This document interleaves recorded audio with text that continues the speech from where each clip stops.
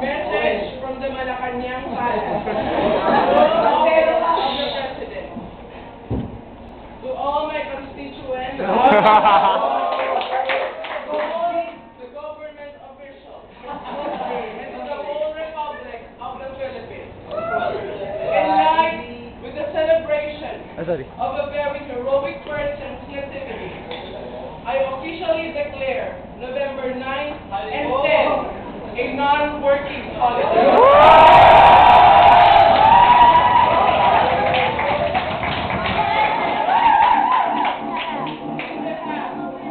On behalf of the class of 3 perseverance, I wish to convey my warmest felicitations to Mr. Edsel O. Gonzalez in his celebration of his birthday tomorrow.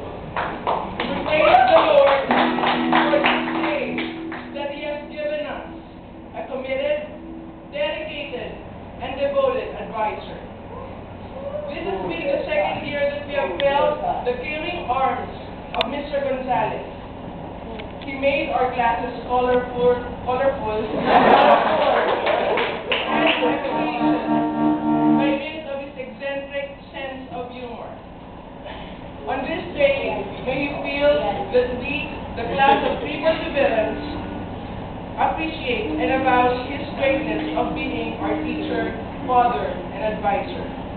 And now, as we have prepared this simple festivity, let us thank the Lord and accord His triumph over the classroom. May our advisor, Mr. Edsel Gonzalez, be blessed by Him with many more birthdays to come.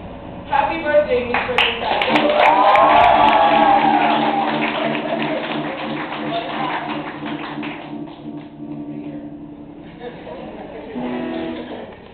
Let us pray in honor of our advisor. In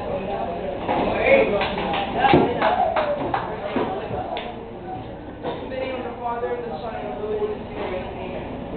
Almighty Father, we thank you so much for giving us this day, that we have this simple festivity to celebrate the nativity of our dearest advisor. May this celebration bring out class unity and also national unity. Let us pray for Mr. Edsel Gonzalez that he may have one of the most colorful birthday celebrations today and tomorrow. This we pray, our Father who art in heaven, hallowed be thy name, thy kingdom come, thy will be done on earth as it is in heaven. Give us this day our daily bread, and forgive us our sins, as we forgive those who sin against us. And do not bring us into test, but deliver us from evil. Happy birthday, Sir Edsel.